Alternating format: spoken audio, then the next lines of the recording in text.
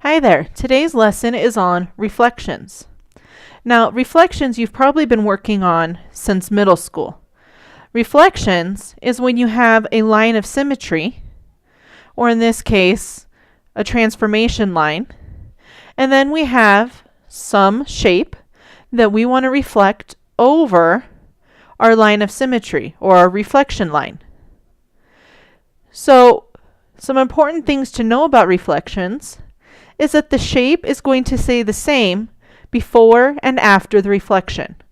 So it'll have the same size and the same angles. It does change orientation though, because as you can see here, that pointy part of the triangle is facing towards the line. And when it reflects over, it flipped, so it still is facing towards. So it does flip. So the orientation is not exactly the same. What's going to be different in this unit is how we write reflections. Reflections are going to be written using this notation. We have that little r, and that little r stands for reflection. And then it tells you what line we're going to reflect over down in the subscript. So a lot of times you're going to see r with a little x-axis or an r with a little y-axis. That tells you which line we're going to be reflecting our shape over. We're also going to have r reflecting over the line y equals x or y equals negative x. So when we're reflecting our keys, we're going to look in this subscript, and that tells us what we're going to be reflecting over.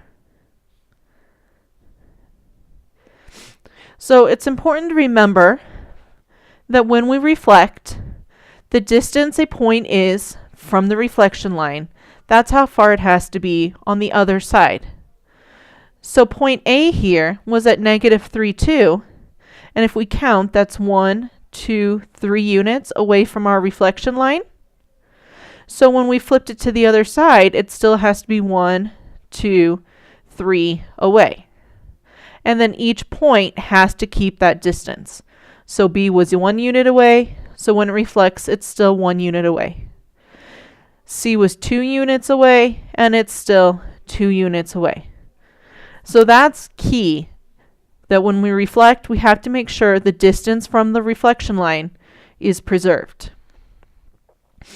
Now, when you did this in middle school, you pretty much had to count how far away things were, and then count again to reflect it. Now we actually have some rules to help you. So our rule for reflecting across the x-axis, and let's look at the notation, it's a little r, which stands for reflection, and then the subscript is x-axis, so that's how we know it's reflecting across the x-axis. And then in the parentheses, it's always going to tell you whatever your shape or your points are. So in this case, it's telling us that we have our original point xy. It's going to change so that the x is the same, but the y becomes the opposite of what it already was. So to explain this a little bit better, let's look at point A. Right now, point A is at -4, 2. When I reflect it, I count, it's 1, 2 away from that reflection line of the x-axis, like it told us. So then I keep going 2, and now I can see that it ended up at -4, -2. So if we compare this to the rule tells us the x stays the same, and the y became opposite.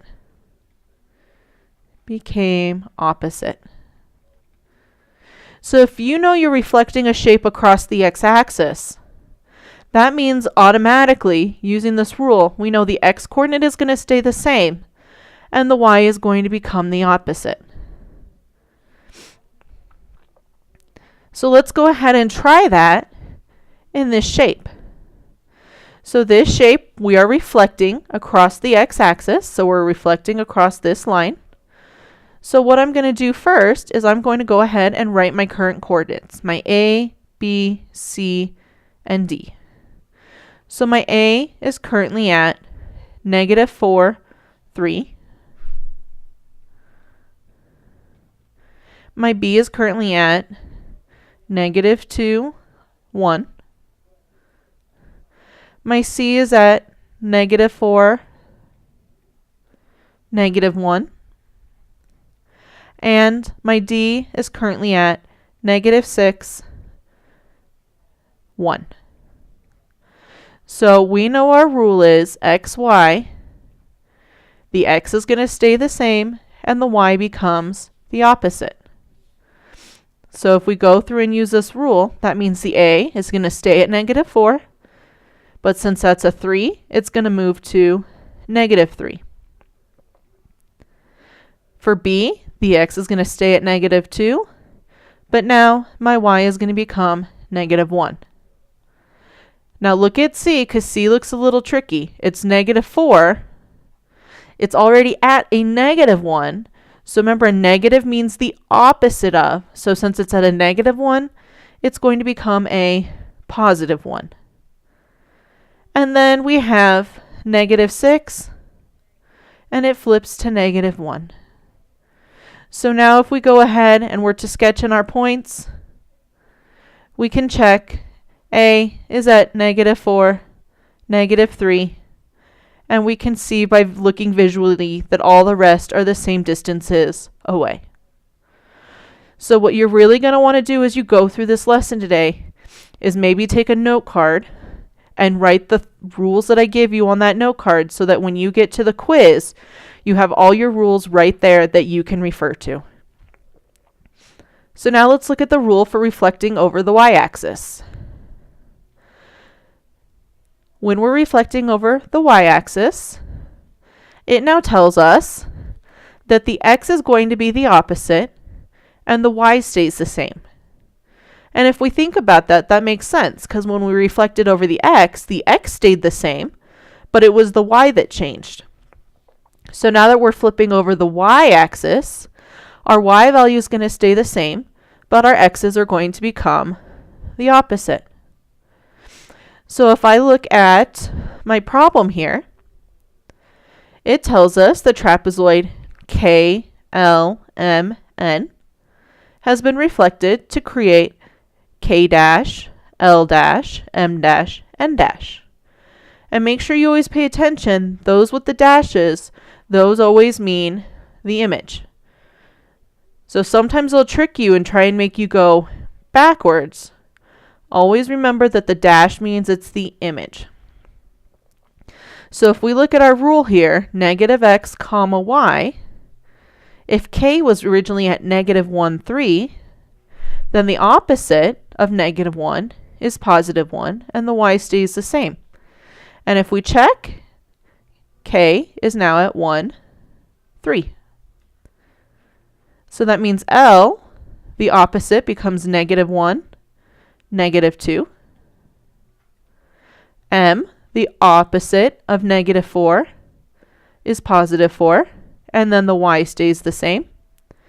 And then N, the opposite becomes +2, and then 3. So we have two rules so far. We have reflecting over the x-axis. We have whatever our initial point is. In the reflection, x stays the same and y becomes the opposite. And when we're reflecting over the x-axis, whatever point we have, the x becomes the opposite and the y stays the same.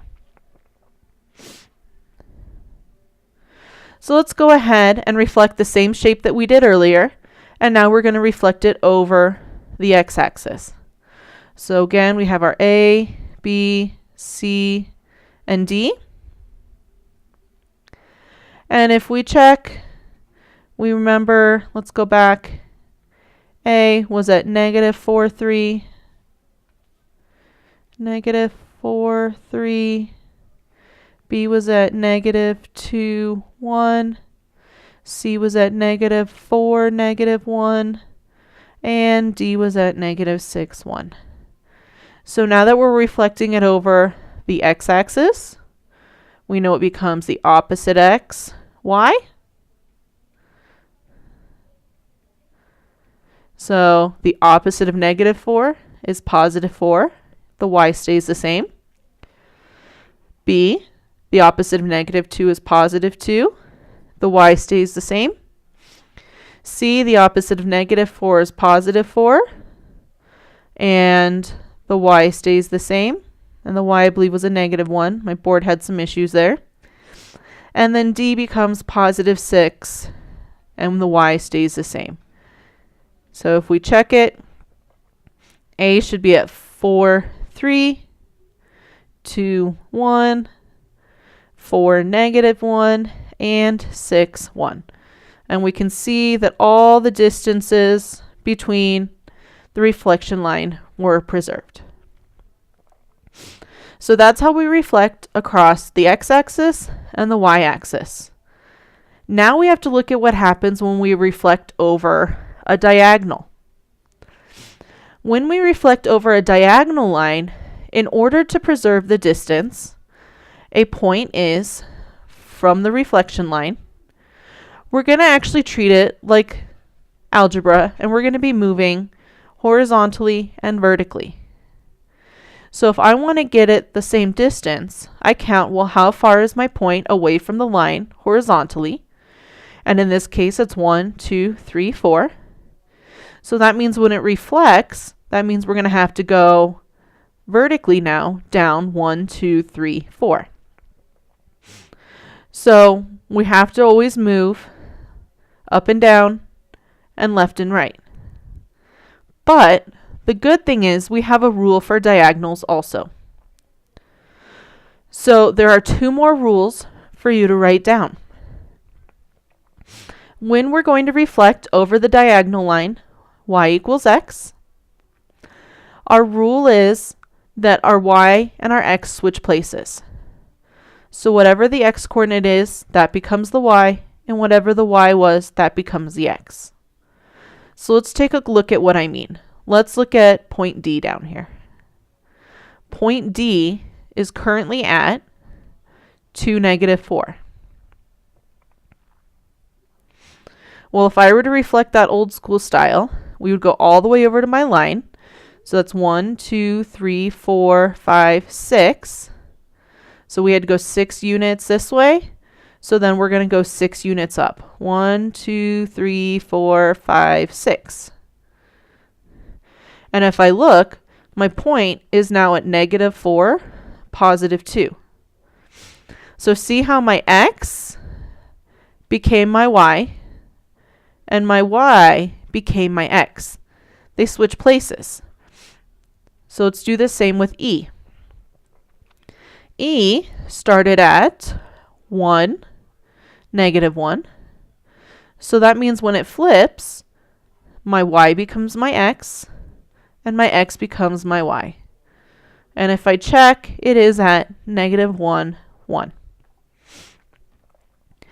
Now, if we're reflecting over the line y equals negative x, our x and our y are still going to switch places. But notice now they also become opposites. So since our line is negative, that means that we're taking coordinates and we're going to be flipping it from positive to negative, or from negative to positive. So if we look at A right now is currently at negative 4. I'm sorry, my board always turns my 4s into 9s. And negative 5. So now we still use the rule that my y becomes my x. But now, since it's flipping all the way over this line, that negative is going to become a positive. So my negative 5 becomes a positive 5. And then my x becomes my y. So that becomes a positive 4. So it would end up over here at 5, 4. And then when we mark it, we'll put A with the dash. Now let's look at my B. My B is currently at the point of 1, negative 1. So if I go to flip it, my y is negative 1. becomes a positive 1, and my positive 1 becomes a negative 1. Now notice it stayed the same. That's because my B was on my diagonal reflection line. So the point should stay the same because it can't flip. It's already on the line. So we'll just add a B dash. And then let's look at C. C is currently at 1, negative 5. So now we're going to flip them. So my negative 5 becomes the X, but it has to be opposite. So it becomes positive 5. And then my 1 flips and becomes a negative 1. So we're going to go over to 5, negative 1, put my C prime. And now if we connect the lines, and if I was using a straight edge, we would be able to see that both of them are identical.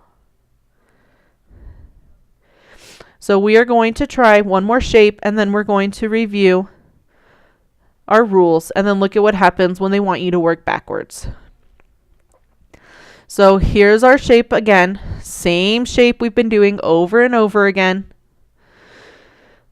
So we should have memorized by now. A was at negative 4, 3. B was at negative 2, 1.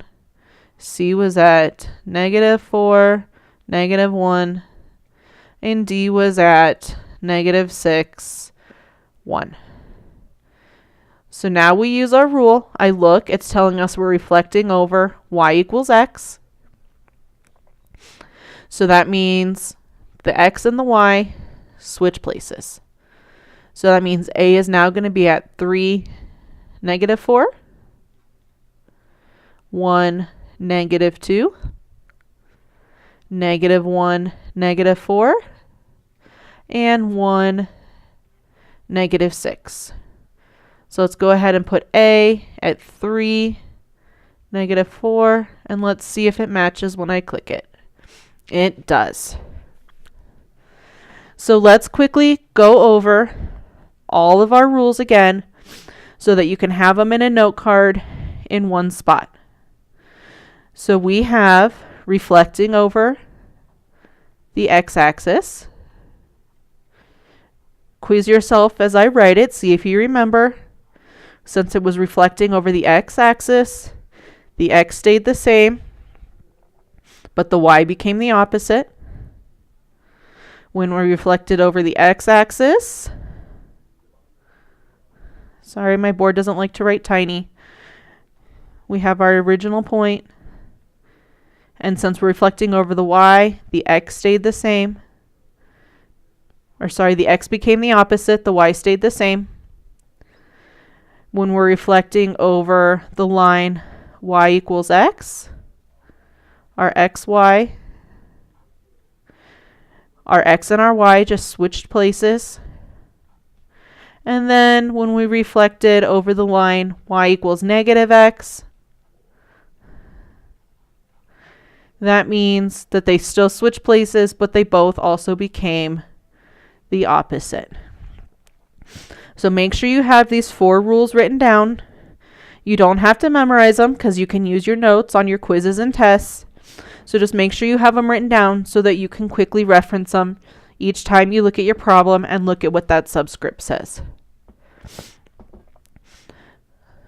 So the last thing I have is we're working backwards. So now it says, what is the pre-image of vertex A if the rule that created the image was our y-axis, negative xy?